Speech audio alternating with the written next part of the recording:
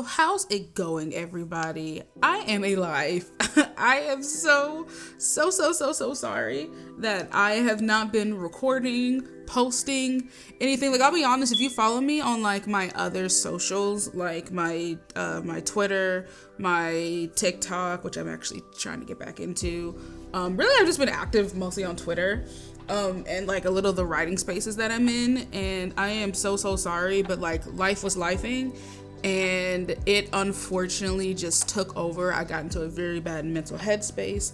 I needed a break, and I feel like I've abandoned this place for like 6 months, probably longer, and I cannot put to words how freaking sorry I am. But I am back. But this is something new that I'm trying, honestly. So it's not going to be all the time that I'm going to be able to like do full videos, honestly, like full breakdown videos, and with all the graphics and the effects and like, you know, the memes that I love doing. Unfortunately, it's going to be sometimes that I won't be able to do that. So I've come up with doing like little mini podcast like episodes. I'm calling them Ray's Rants. You know, I'm calling them Ray's Rants or Rachel's Rants. And basically it's going to be practically just my thoughts, just my huge, chaotic, autistic thoughts. It's gonna have minimal editing because I believe in giving you guys like my authentic self. So that means there's gonna be plenty of stuttering, plenty side rambles, all of that. But in the end, it's still content that I want to definitely give you guys because I have a lot of ideas in my head, and I cannot always put them to paper to make scripts. I have notes, like I'll be honest, like all my scripts start off as notes and then I go down and actually write them. But with this type of thing, like these little mini like podcast episode thingies, they're basically just gonna be my notes and me going on my rambles. Like I have points that I make sure that I try to cover. But other than that, it's just my authentic self. So if that's something that you guys really want, if that's something that you guys feel like you would enjoy, please, you know, consider supporting me. Drop a like, drop a comment on this video. Please consider following, you know, my YouTube channel. You know, just other ways to support me. You can also follow my TikTok, my Instagram, my Twitter. I have a Patreon, but I need to like redo it. I'm probably gonna redo it over the summer. And like relaunch it within like the next month or two to give you guys more content, because I'm making some changes over there. But enough with that, let's get into this, okay? Wait, gosh darn it, I don't even have an intro yet. Well, a new intro. I'm changing up my profile as well, so I don't have a new intro. Well, let's just, I guess, take a break, take a breath. Let's get into the video, or the vocal audio podcast episode. Y'all know what I'm trying to say. Let's get into it. Okay, so this is going to be my review of the movie Sinners by Ryan Coogler. I'm going to be breaking down basically my interpretation of it. Well, let's first start off with the overall plot. So Sinners takes place in 1932, according to my notes, 1932 Mississippi, where we have the twin brothers Smoke and Stack. They do have real names. Smoke's real name is Smoke's real name is Elijah. Stack's real name is Elias. However, they clearly are night and day. Both are portrayed by Michael B. Jordan. However, one of my coworkers actually made a mention of this that kind of made me think about, on how the way Smoke and Stack act, yes, they're identical twins, but he made a comment on how he thinks that maybe Stack was meant to be betrayed by somebody else. He's not sure who, but he thinks that maybe it was supposed to be like a fraternal twin thing. And I'm not saying that that's not possible. Just personally, I feel as if it would have lessened the impact because of how, first of all, how great Michael B. Jordan portrays both characters. Like, there are times when he is standing by himself, you know, with the editing and all that stuff, but he is completely acting as if that's somebody else, which we know, you know, with effects and all that stuff. It has like, you know, there's like a stand-in that they just shoot a certain way, like you can tell it's shot a certain way, and he doesn't really like see there's not really like his face there. It's the stand-in. But at the same time, you can't tell that he's talking to himself. Like, you can't tell that he's not talking basically to himself. He's talking to a whole entire different person. And I find that really interesting, really, really interesting. And it shows his duality, and I guess you say his very strong ability to act, because not a lot of actors can act with themselves. You know, like, a lot of actors have to have somebody else portray, like if they're playing twins or playing against like a person who's supposed to be them, they have to have somebody else standing in that position in order to portray their character a certain way. But I feel like Michael B. Jordan didn't do that, and it really shows his professionalism and his ability and his like strong ability to navigate and basically show his range. Like, Michael B. Jordan has a very good range. He can play crazy, kooky in some of his other movies. He can play drop dead serious, and he can play like a good middle ground, like a good hybrid. Also, yes, you guys will hear that beeping in the back. Don't worry, I'm getting a new one anyway. But Smoke and Stack, they returned to their hometown of Clarksdale, Mississippi, after years of working for the Chicago unit. Now, this is very important because both of them worked with the various gangs, but both of them worked with different gangs. Smoke worked with the Irish, which you can clearly tell by his type of hat and by this type of costume. Meanwhile, Stack, you know, worked with the Italians. You can clearly tell by his type of costume. And I feel like that's a lot. I feel like that little detail is very intentional. Very intentional. Especially we'll see it later on with how they both react to Remick, which I will get with explaining about him in a little bit. But basically, they use money that they have stolen. Technically, they didn't really, stolen is stolen, but they did steal it from both gangs, and we later find out that they stole the money by tricking both the Chicago and Irish gangs into going like to a mini war in between each other, and then like fled with the money. We're not sure if they ever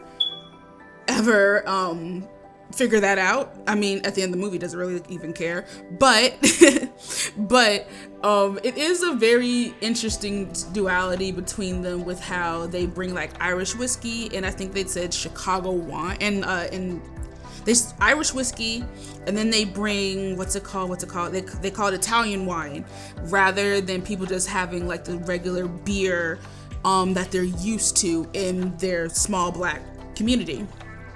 And so rather than like using this money to build their own place, they tried to do it right by buying a sawmill from the racist landowner Hogswood. More about him, put a pin in him in a minute. And they want to transform it into a juke joint. Now for a lot of people who do not know, juke joints were basically like the club, okay? You know how they say in the club we all fam? Back in the day, that's what juke joints, say that 3 times fast, juke joints were.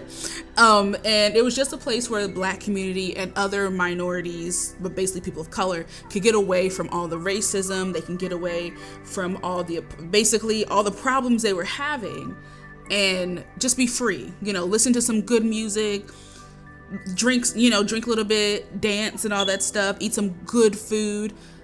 Now, juke joints also were, because of the whole black Christianity, which put a pin in that, they were also targeted not only by racist white people, but by black spiritual leaders, especially very conservative black spiritual leaders. Again, put a pin in that when we start talking about Sammy. But it's interesting that they chose to make a juke joint, honestly, rather than using that money to actually invest into the land.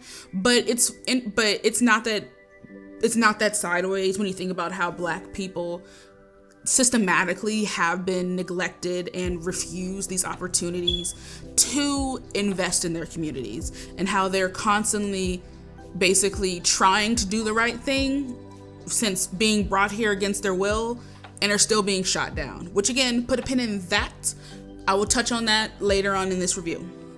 So we then meet Sammy. Well, honestly, we meet Sammy in the beginning of the film, but it's the whole 24 hours ago, which I still find funny that this whole movie takes place technically over 24 hours. So I'm like, you're telling me within 24 hours this poor boy's life went to hell? And literally went to hell. Oh, this poor baby. This poor baby. But I do find it very interesting that they chose to make Sammy a preacher's son rather than making him, just some random smuggler dude who wanted to play music on the street. And it goes, and this is just my opinion. My credentials are black, raised in a very conservative Christian household. More on that later. And I've seen and experienced a lot of these things firsthand on how a lot of black people and our gifts, especially like our spiritual gifts. I'm not Christian anymore, by the way, but a lot of our spiritual gifts, we're taught from an early age that we need to use this for God and God only. But there's a lot of people, myself included, who look at this and be like, but what if I don't believe in God? Which is something Sammy also really does struggle with, because the way we're taught is that spirituality is only a thing that can be used for God's glory. We can't use it for ourselves. And if we do try to use it for ourselves, we're considered selfish. We need to only use it for God to better Him and His kingdom. And that does make a lot of people upset and are really confused, because it's like, but why? Why can't I use this for myself to like also better my community, better, the areas around me? Like, why must God be at the forefront of everything? Like, I hope that makes sense. Like, if there's other black Christians or people who were raised Christian but also left like me, but left the church for a myriad of reasons, please comment below, because I want to hear you guys' thoughts on this, because this is clearly something that Sammy struggles with. He loves his music, he loves his father, but his father, who we also later find out is the brother of Smoke and Stack's father, so that makes them cousins? Yeah, that makes them cousins. He only wants Sammy to stay in this little box. He doesn't want him to step out, because also in his father's mind, he most likely is trying to keep him safe. I mean, let's be honest, it wasn't that too long ago that they were burning people at the stake. Like, let's be honest, they were burning women at the stake not too long ago, and it does not take much for a white mob to consider something demonic or racist. I mean, demonic or like, witchcraft, and want to either culturally appropriate it, because that's what they do, or steal it, which is another thing we're going to talk about, put a pin in that, for their own benefit / kill the people who originally had it. And I find it interesting also that when it comes to Sammy's gift, his father believes blues music is the devil's work. Now, for those guys who don't know, Sinners is basically based on the tale of a blues singer who was so good, he was known as basically the king of blues, that it was rumored that he sold his soul to the devil. Now, we can all agree that that's obviously not what happened, but the fact that blues music is considered the devil's work is another thing that the black community is famous for. The white community does this too, but especially, like I said, I'm talking about the black community. Anything that's not a certain way, instantly it's the devil's work. Instantly it's witchcraft. Instantly it's bad. Like, even when this movie was coming out, there were so many black Christians and their Christian psychosis popping off like there was no tomorrow, talking about like, oof, my spirit. And this is not me also making fun of Christians, I just want you guys to know that, but a lot of this was like, oof, this like my spirit was troubled, this was not good, it didn't settle, I felt spirits moving around me. And I'm like, you guys do know first of all, this is not technically real, right? Second of all, this whole movie, well not all of it, but a good portion of this movie is a critique on y'all, right? Like, y'all do know that. I mean, they played dumb, but you and I know that they were, that they were claiming that they didn't. Anyway, when they set up the juke joint, honestly, Smoke, Stack, they recruit several different people that are very interesting to the plot. So first they recruit Delta Slim, who I'm going to talk about when I get to his gets basically the character section of the movie, of this review. But Delta Slim was the pianist. We got Pearline, who I'm gonna say right now, I don't think this woman was married. I I love how she mentioned early on when she was talking to Sammy, oh, I'm married. Okay, first of all, homegirl, I don't see a ring on your finger. Second of all, why are you just wandering around at night by yourself? Where is your, especially back then, where is your husband? You are a dark-skinned black woman, unfortunately roaming around by yourself in the in the segregationist, heavily racist Mississippi Delta. I was worried. I'm not gonna lie. If you would have told me that Perline was the secret vampire, and that she was the one that was eating people besides Remick, but then she like changed her mind and stuff like that after meeting Sammy, I would have believed it. Because the way homegirl was moving had me chuckling in that film. I'm not gonna lie. I'm like, girls, stop playing. And then we have Annie, Smoke's estranged wife. I will never. I'm gonna get to Annie in the character section more in depth, but I am not going to ever forgive you people who swore up and down that she was not an important part of this movie. She was not an important part of this movie. That she was just some. That she wasn't actually Smoke's true love interest, that her story wasn't that. I would just be honest. Let's just be honest right now. You guys were being colorist and fat phobic because the actress is a plus size, dark skinned black woman who, I'm not gonna lie, is probably one of the, I'm not gonna lie, is a very good, probably an amazing, not probably, is an amazing actress. I remember her all the way from Lovecraft, and there was other movies and TV shows that she was in, but you guys, well, a lot of you guys were being fat phobic and colorist because you guys could not see a guy like Michael B. Jordan, being interested in a woman like Annie. Point blank and simple. How many times that people have to tell you, it's not always on looks. You can clearly tell that Smoke, Michael B. Jordan's character, loved Annie with his whole heart. And Annie was an important character in this. And when I get down to her character section, I'm going to explain why. Sorry. Like I said, these are going to have side rants because of how unscripted and how I'll be able to just express my feelings in certain ways. And then we have, Bo and Grace who are the Chinese shopkeepers. This is also going to be a we protect Grace account, because the way people, and this is another thing, the way I've seen so many black people and some white people intentionally stirring the pot were talking about Grace. No, we will not tolerate this, and trust me, I will get to her when I get to her section. And then we get the field worker Cornbread as the bouncer. We also have Mary, who is Stack's love interest, who I will get into. By the way, I'm going to intentionally be talking about Mary and Mary only, not the actress, because the actress is very controversial. Very, very, very I'm not going to talk about her past controversies. I just want to say, just Google who she's married to and what her beliefs are. That is all I'm gonna say. Just so just so YouTube does not try to suppress this video. That's all I'm saying about the two. But then also we have the main, so a lot of people don't understand that you can both be an antagonist but also not exactly a villain. The villain overall is Hogswood, the racist landowner. But Remick is an antagonist. He's the vampire that is looking to exploit Sammy's musical talents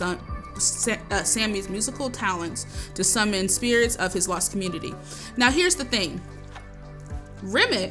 Them making Remick Irish, which when I get to his section in the character breakdown, is going to be a very complicated thing for some people to understand. But Remick is an antagonist. I guess you can say in certain time, especially towards the end, he is the villain, but the overall villain is not Remick. The overall villain is Hogswood, because, and I'm not gonna lie, I'm just gonna start with Hogswood now. Hogswood represents how when Black people can literally do everything right, we can constantly work to better ourselves and work to make places and stuff for ourselves, and we still get beaten down, abused, and unalived. Basically, not even basically. This has happened in history. Tulsa Massacre is all I'm gonna say. Black Wall Street is all I'm gonna say. Freaking, the Central Park is all I'm gonna say. It's been several times where Black people and other people of color, but specifically Black people, have had chances to better themselves, that have chance to put work into our communities, and we get shot down, we get destroyed every single time, just because the white man, which in this case Hogswood, doesn't believe that we should have that. Because in Hogswood's mind, oh, I can have your money, but you know what? Why can't I have my cake and eat it too? I'm gonna have your money, and I'm gonna get my sawmill back, and I'm gonna have some fun by unaliving all of you.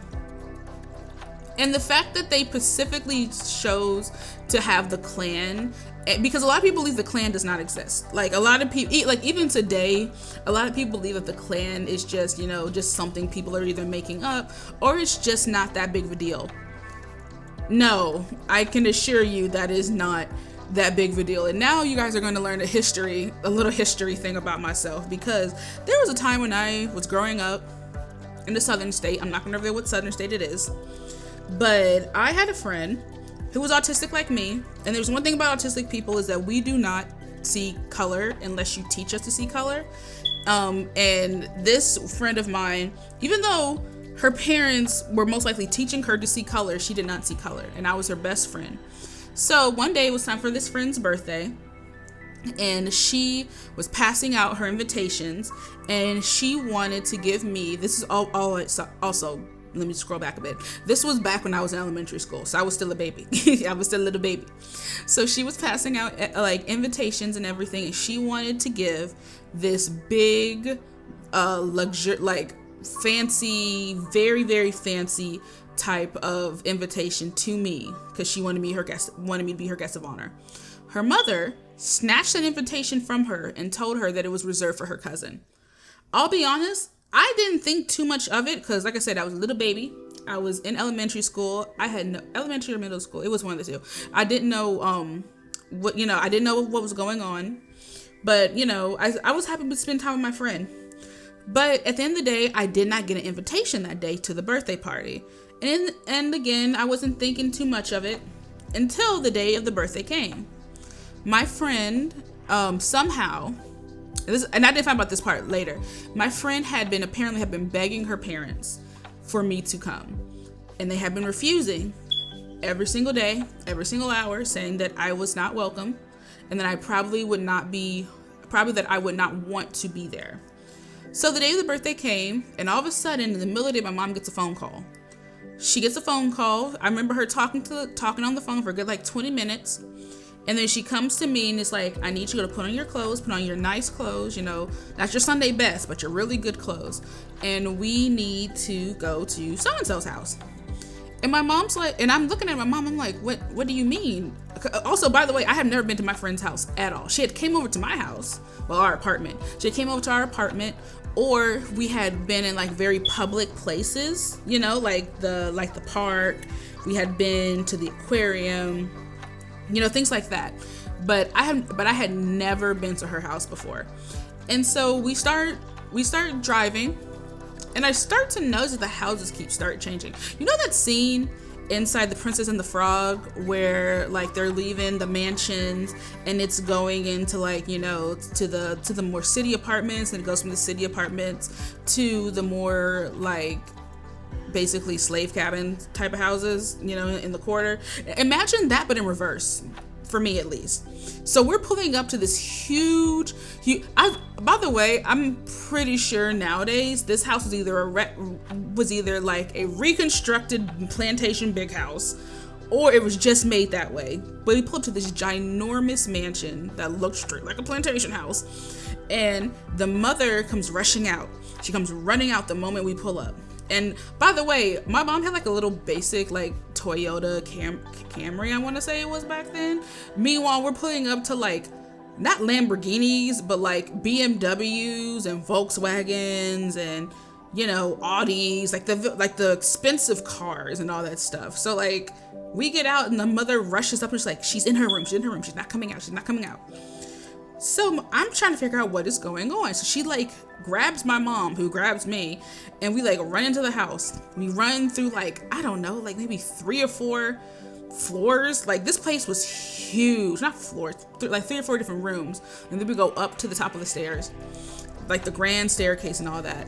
Kind of like Gone with the Wind, I guess you can say. Like I said, I was in a southern state. I'm not gonna reveal what state, but you can kind of guess what kind of, you know, where it was. But she knocks on the door. She knocks on a door, and she's like, "So and so, Rachel's here."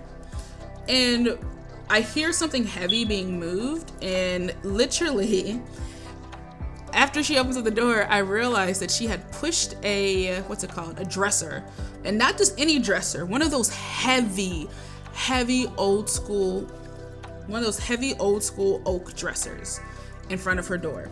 And she like throws her arms around me and she's like, "Oh my gosh, you're here. She said you wouldn't come, but I knew that if I just made them listen that you would come. I had no idea what was going on. I know my mom was very uncomfortable that whole meeting. I'll be honest. I mean, not whole meeting, that whole party. And she later explained, because she also did not leave my side, because we also were the only black people ever, in that whole building. She later explained to me that my friend, in a final act of defiance against her parents, had locked herself in her bedroom, pulled the dresser in front of the door, and said she was not coming out until I came to her birthday party. On top of that, when they were giving a tour of the house, my mom so happened to look into one of the rooms, and saw undeniably some white robes. Now, I know this story sounds very outlandish, and by the way, I never went back to their house ever again because there was no way my mom was ever gonna let me be alone at that house. But it shows, just like with how, in Sinners with Remick, on how white people would get so comfortable with their racism to the point where it will literally destroy them. Like, I don't know, honestly, what my friend is up to now, because I later moved. I moved about, I want to say like 3 years after that incident. And unfortunately, we lost contact because you're not going to have cell phones in like middle or elementary school, whichever one of the two it was. But we we lost contact. But every now and then I wonder about her, because she was nothing like her parents. When I tell you this girl was the most anti-racist person on the planet, she really was. And the way but at the same time, a lot of white people think that they're not racist. But the problem is, being not racist and believing yourself to be not racist but being anti-racist are two completely different things, because if you're anti something, it literally means that you're against it with your whole heart. Now, Remick claims that he believes in equality. But at the he even tries to prove it by like warming by trying to warn Smoke and the others about Hogsmeade, because one of the first people that he turns is later to revealed to be Hogsmeade, Hogwood's nephew, who was going to be a part of that whole like mass unaliving thing at the end if Smoke and the people were still there. And he tries to feel like, oh yeah, but if you change us, if you let us change you, then you'll be able to beat them, you'll be able to hold your own against them. But then it really makes you think, okay, but then why does he have to change? Why don't you help them? And Ryan Coogler honestly has been he's been very open that vampirism is a allegory in this film for assimilation. And it's something that it's something that honestly I'm surprised that most people aren't putting two and two with, because for what we know of vampires in most media, they're seen as these larger than life, regal, aristocratic, yeah, that's the word, aristocratic, type of people who believe that they are better than others in comparison to, like, werewolves. Like, when it comes to werewolves, they're almost always seen as like more animalistic, they're more seen as more dirty, more less than, when in actuality, like, I'll be honest, I would pick being a werewolf over a vampire any day, because werewolves at their core are just people that kind of struggle with their animalistic side, but can train themselves to fix it. When it comes to vampires, you're literally ingesting the life force of something else to feed yourself, because that's what blood is.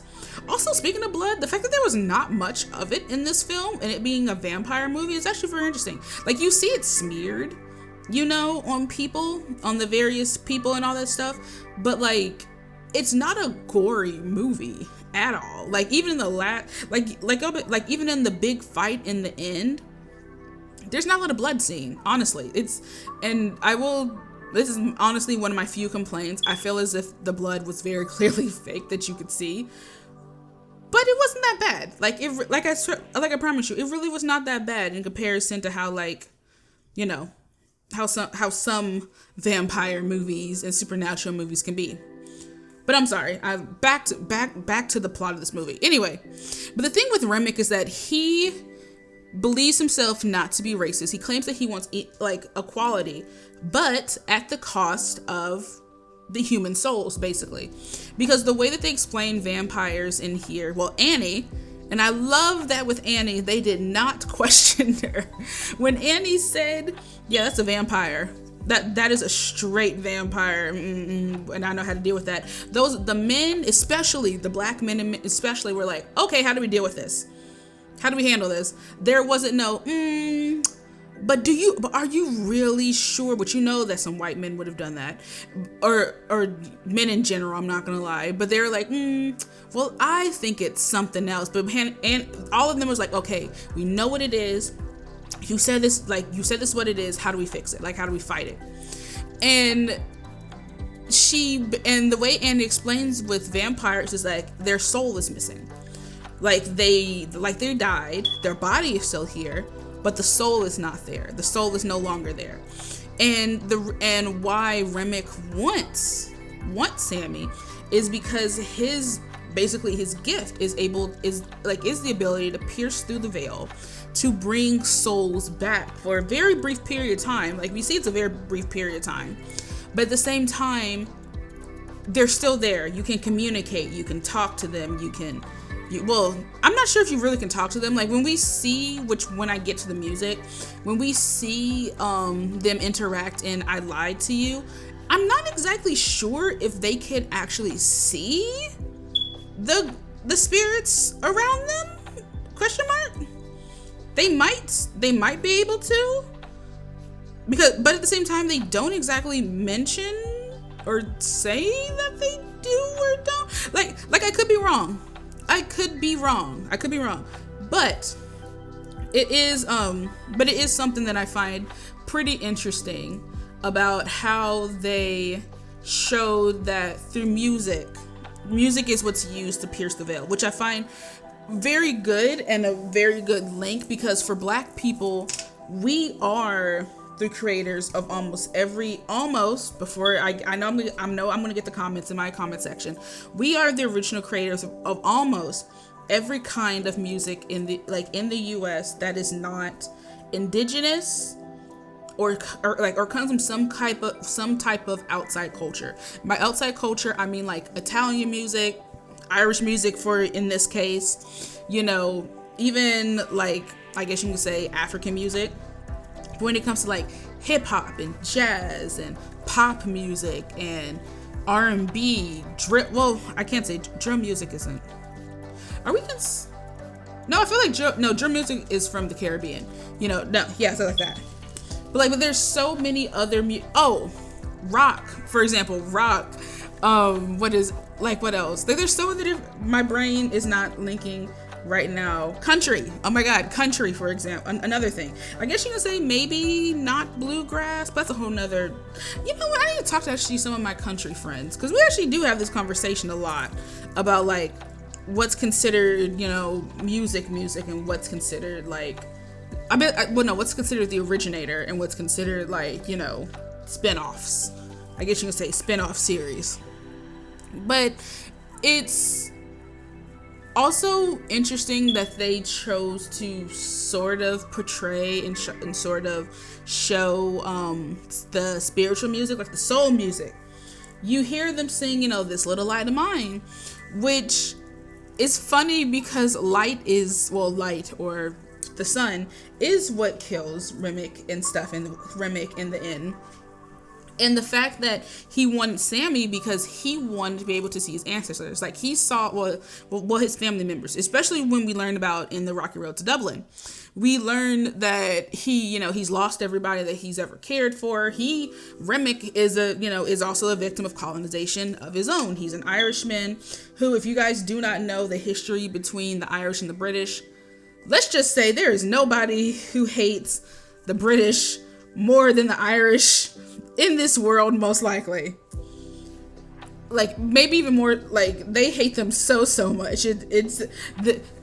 Just look up when oh my gosh, what's her name? When unfortunately when Queen Elizabeth died. Let's just say Irish Twitter and Irish TikTok was popping off. Okay, they was popping off real bad. They were popping off real bad.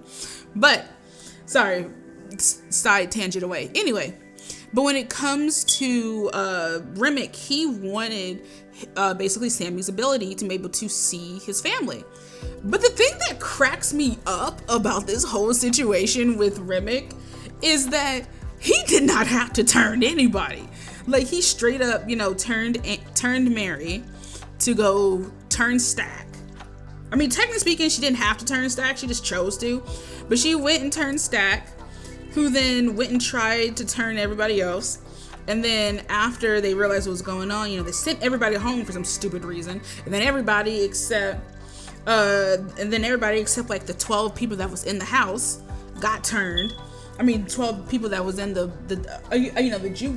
juke joint. Damn, that's gonna be the death of me. Juke joint got turned. And I find it so funny that he did all of this when he literally could have just asked. Like, here's the thing. Remick literally could have came up to them and been like, hey, I'm a vampire. I don't exactly like being alone and seeing, and not be able to see my family members. How about this? How about I kill all the racists, to slaughter them all, like kill them all.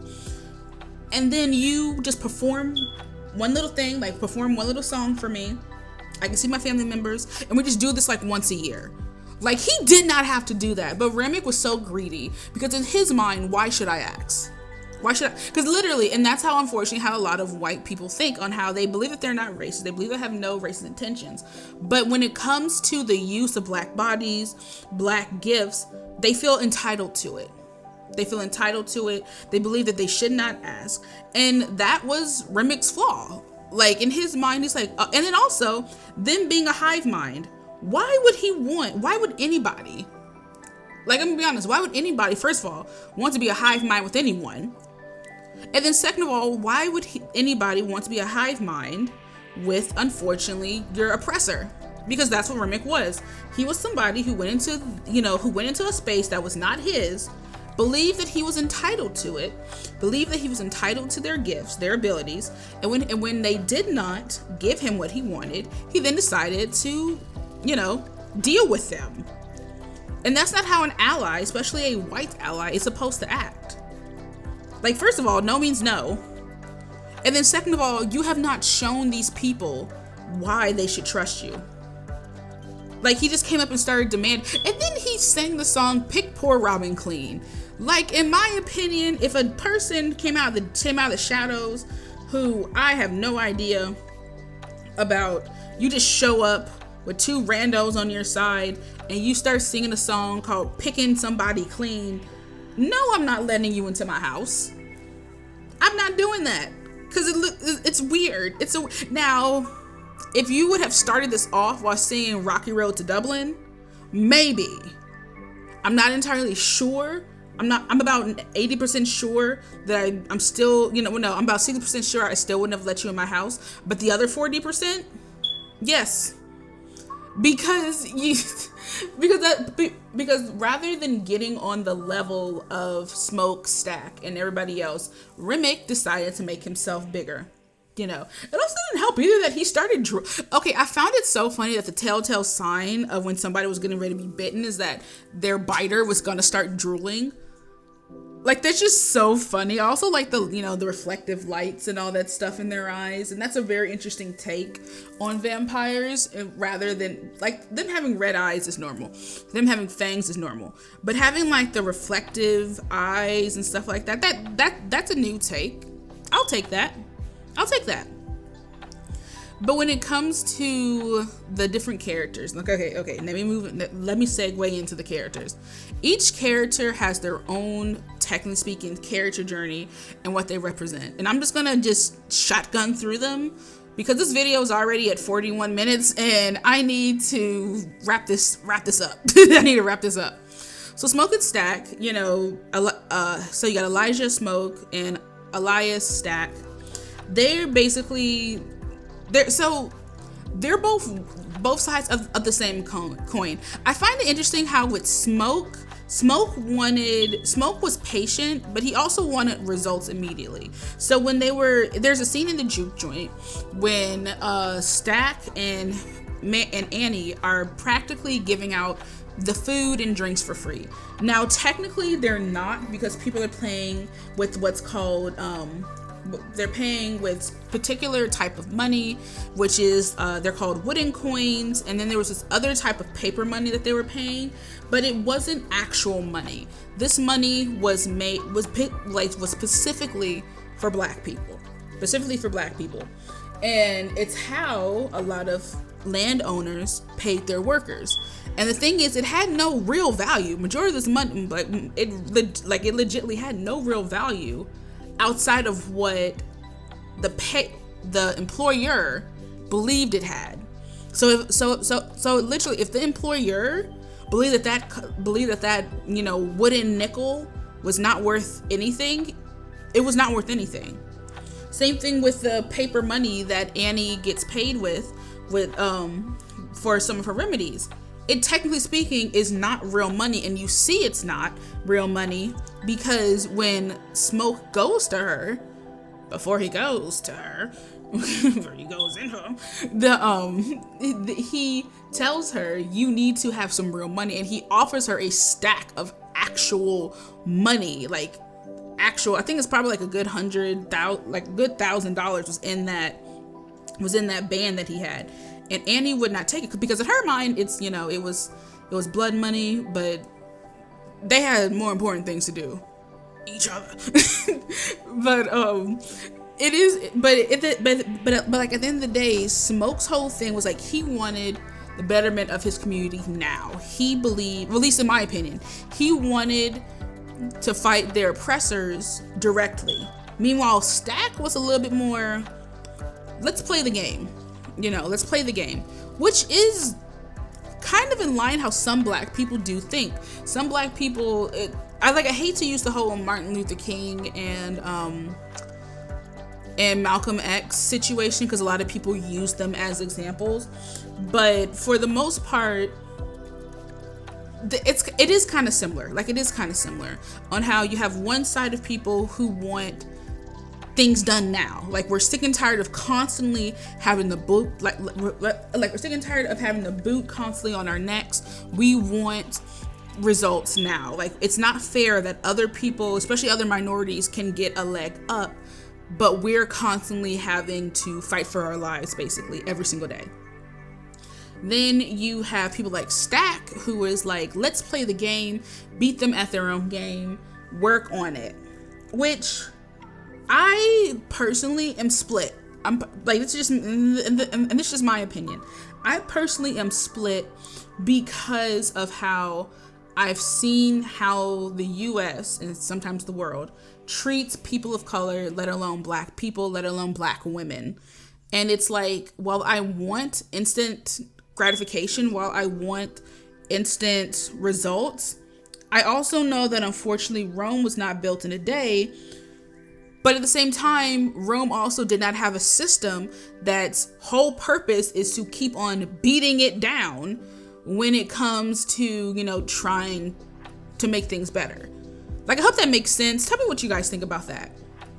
When it comes to Sammy, he just represents the soul of the film, because we see, technically speaking, Sammy is the main character with Smoke and Stack as supporting characters, but we see, technically speaking, this is supposed to be through his eyes, and the fact that it's his connection with the ancestors, it's his connection with the music that gives him the ability to break through the veil and see the past, the present, and the future. It's powerful. I saw this one TikTok, honestly, where somebody's like, people like Michael Jackson, Beyonce, like Patti LaBelle, some of them was constantly breaking through the veil and thought they were going crazy. I'm like, okay, yes, I find it funny because it's true. I know it's true. Because out of, what's her name? Mariah Carey, Queen Latifah, man, some of them people were breaking through the veil on not even a daily, an hourly basis. If this type of movie was right, and they would have thought that they were going crazy. But it's because they have a deep connection with their, with themselves, their spiritualities. And I wish that a lot of black people gave themselves that ability. Like, a lot of us suppress our gifts. We suppress our mindsets when it comes to bettering ourselves and bettering our communities, because we're afraid of losing it. Because it's not that, like, it does not take much for, like I said, the white man to decide, you know what, I don't think you should have rights. And look what we're in now. Look what we're in right now. And then also this ties in with Annie. Annie practices hoodoo, which I think was also another thing. I saw a lot of the people in, like, the black spiritualists, which were also getting on my black spirit. They weren't spiritualists, black Christian psychosis people, because they were like, oof, the spell work in this movie, the witchcraft. And it's like, okay, little disclaimer before I go into this section. When it comes to hoodoo, it is only to be done by the black descendants of slaves, and not everybody can do it. Okay, there are certain bloodlines that can do it, some bloodlines that are able to tap into a little bit, and then there's some bloodlines who unfortunately may not be able to do it at all. But that doesn't mean that you can't, if you're black, black American specifically, want to look into it, you can. Like, I'm not telling you that you can't, but the way that it's anything that's not Christian is demonized by the black community is very white centered to me, very much so.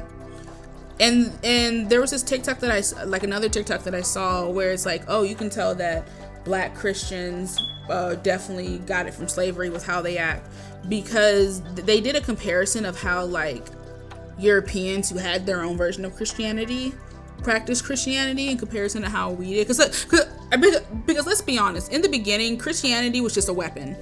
Okay? Just like most religions, unfortunately, Christianity was the greatest weapon that was ever used by the white man to colonize, because it gave them the excuse that, oh, they're not Christians, so I can be oppressed over them.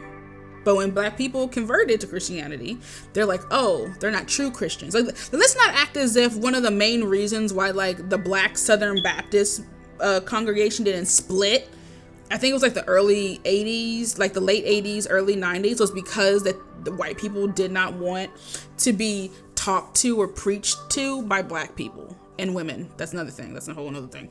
But it's one of those mindsets that I wish a lot of my people freed themselves from, honestly, because some of the things that I hear from them, a lot of things that I hear from them is very disturbing, very worrying to me, and it makes me realize that my people, unfortunately, are still going to be stuck in these type of situations. You know, they're still not going to be free.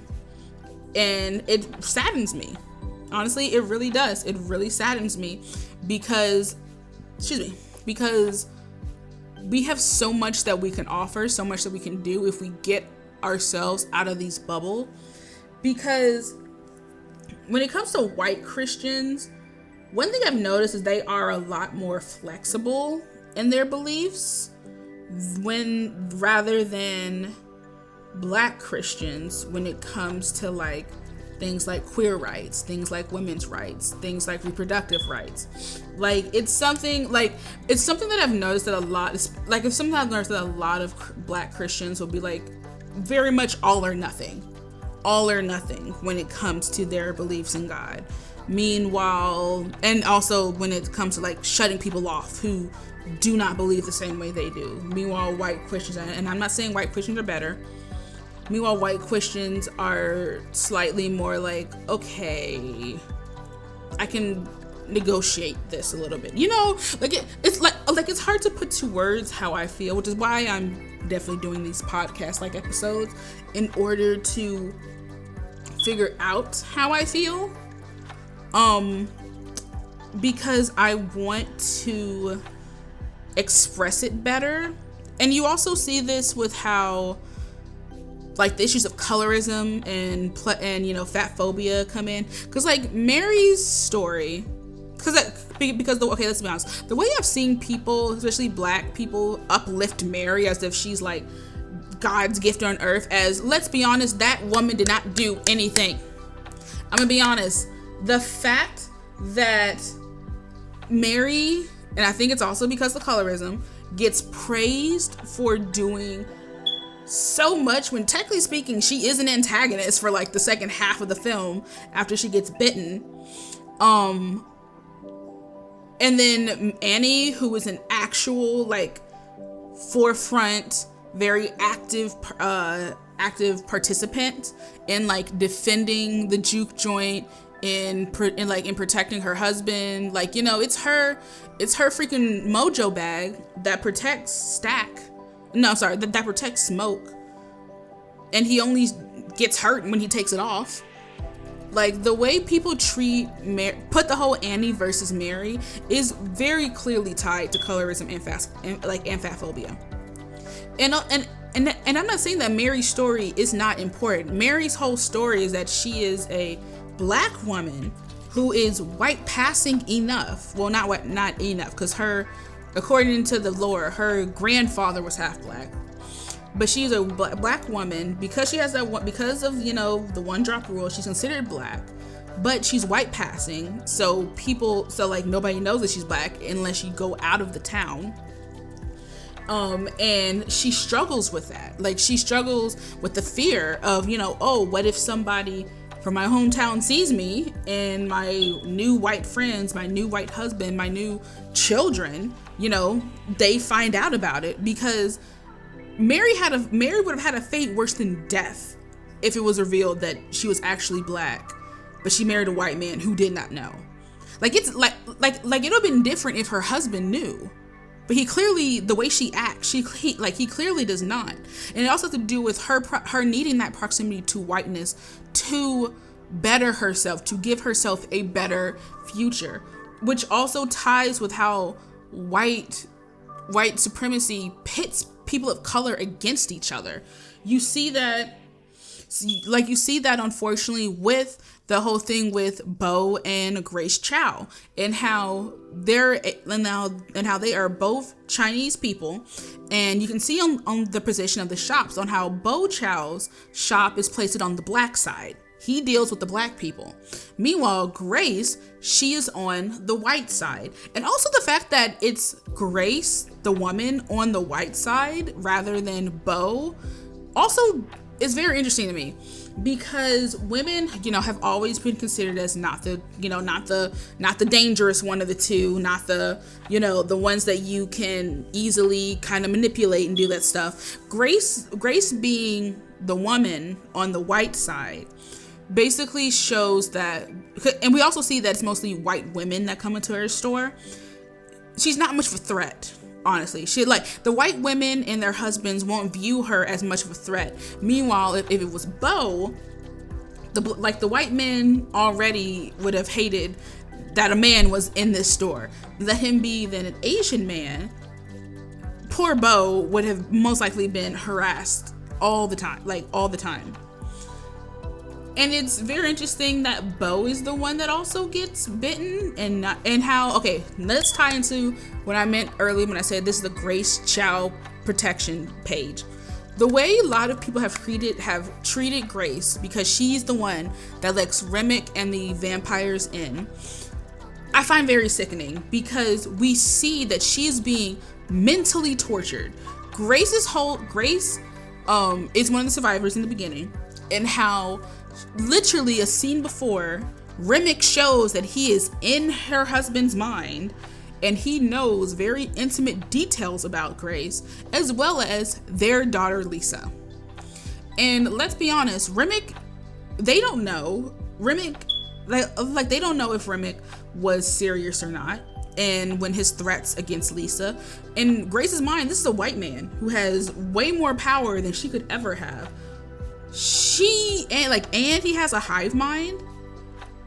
And the fact that, Lisa has no idea what's going on, it would take nothing for Lisa to invite her dad in, to their house. He shows up at the house. Lisa would invite him down, or even somebody that they know, in a heartbeat. Next thing you know, she's grabbed and they're torturing her. Like, Grace didn't know that. Like, Grace's whole mindset was from a mother. And even though I'm not a mother myself, I can tell that. And also, the fact that they were singing, "Someone was detected at your front door." And then also the fact that they were singing "Picked Poor Robin Clean" as they were, doing this. She was getting mentally tortured. And the fact that also Grace is the one that took out her own husband. That broke my heart. But it also shows that Remick, as a white person, used two communities against each other.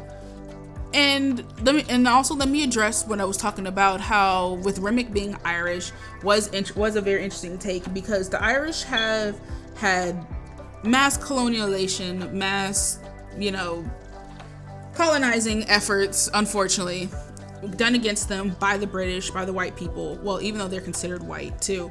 But there's a reason why native Irish people, people from actual Ireland, do not mess with American Irish people, because for a lot of them, they view them as backstabbers. They view them as people who gave up their identities in order to be a part of the white machine.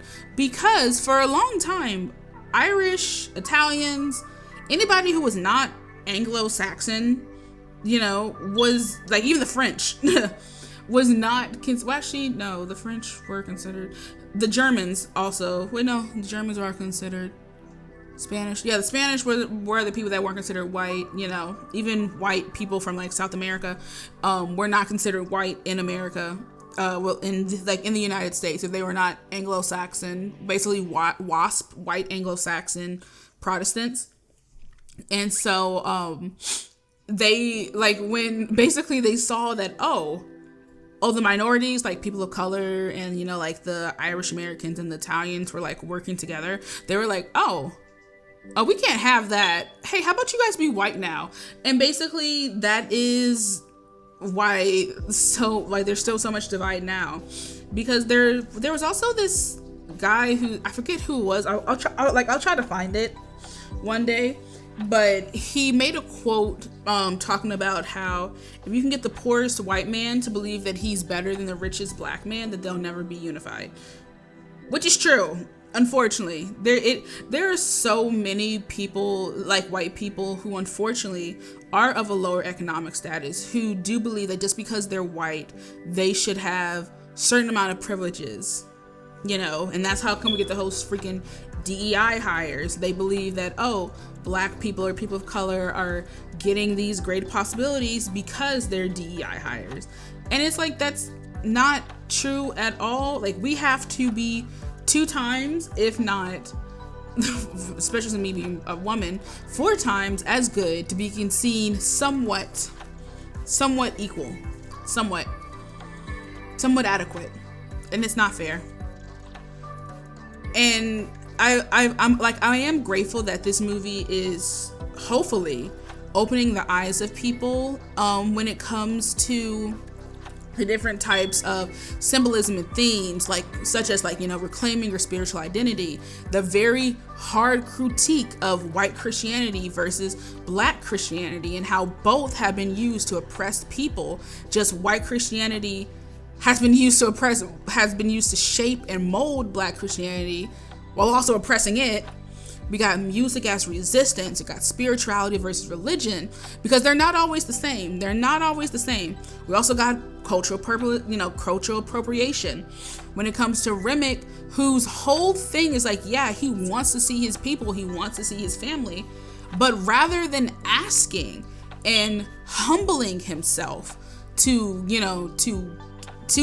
these people, he decides to just kill them all, or take it for himself, take their abilities for themselves, which I'm seeing how fast he worked makes me very worried that he has done this before. He has done this multiple times before, and it makes me wonder how many civilizations he has destroyed because of this, little worry that he's done this several times. And then also the fact that at the end that everybody unfortunately died, minus all the other vampires died. And then it makes me wonder, how are you going to explain this to their families? Because all this happened in one night. You're telling me half the town, basically half the town's black population went to this juke joint. They all died. And did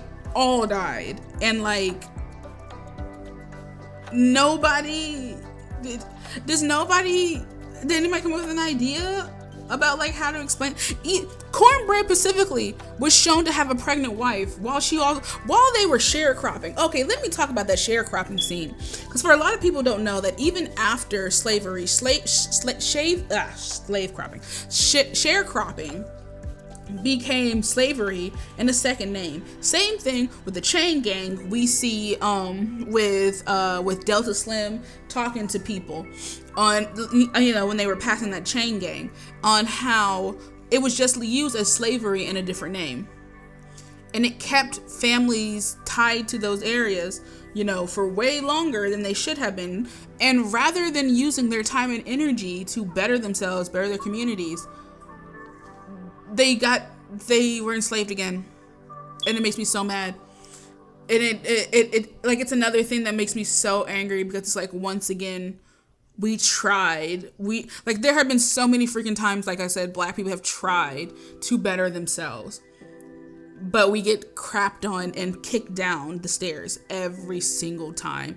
And it's the fact that people also are willingly obtuse about this as well. They choose to be, blind to it, that they'll be I don't have this, or I'm not wealthy. Privilege comes in many ways, babes. Comes in so many different ways. So many different ways. It's not just you getting money from the state. It's just not you just getting money from, X, Y, and Z. It's you not having to be followed in the store. Okay? It's you not being questioned, because, it's you with your name not being questioned and being passed over in job interviews because your name is not Mary or Joseph. Also, the whole thing, side tangent. I find the whole thing about people being white people being uncomfortable with BIPOC names so freaking stupid, because it's what is so difficult about a name? What's so difficult about a name? That you think that because it's not something simple as Sarah or John or Mark, that makes you unprofessional? Same thing with with my hair. Why is it that my hair in its natural state is considered unprofessional? You know, things like that just makes me so angry. I need to stop ranting on this. This has already been going on for about almost an hour and 10 minutes. I'm so sorry, y'all. But this is my overall rant. I feel like I have not addressed some things, but I'm probably gonna make some TikTok videos, make some shorts to better explain certain themes. Like if you guys feel as if I haven't addressed something, please comment down below. So, and I'll make like either a follow-up video, or I'll make like a or I will comment down below, But this whole thing was basically made so you can like listen to it while you're working, do it to the side while you're working, that type of stuff. But honestly, for my next video, I have a summer and TV show trailer review. The top ones I'm going to be talking about is It, Welcome to Derry, Jurassic World Rebirth, K-pop Demon Hunters of all things, the Superman, Ironheart, and the Winx Club reboot. This is just going to be and also it's not going to be a podcast, it's going to be an actual video, but it's just going to be my review of the trailers, my thoughts on the trailers, and what I think, and also if these shows / movies are going to be, if I think they're going to be good or not. And eventually I will do reviews of them when they drop. I want to say the most closest one that's coming is probably K-pop Demon Hunters. I want to say it's coming in early June, I want to say. But yeah, that was the video. Thank you guys so much for listening, not watching. Thank you so much for listening. Like I said, if you guys like this type of thing, please let me know. I'm probably going to have at least one of these a month, because there's certain things I just don't feel like making full-blown breakdown videos about. I'm not gonna lie. I have so many TikToks and things that I need to make, so it makes kind of sense. But other things I'm definitely going to make more breakdown movies and all that videos and all that stuff. But thank you guys so much for joining me. Like I said, comment, share, follow if you want, support my Patreon if you want. But yeah, see you guys next week for the summer trailer breakdown. Bye.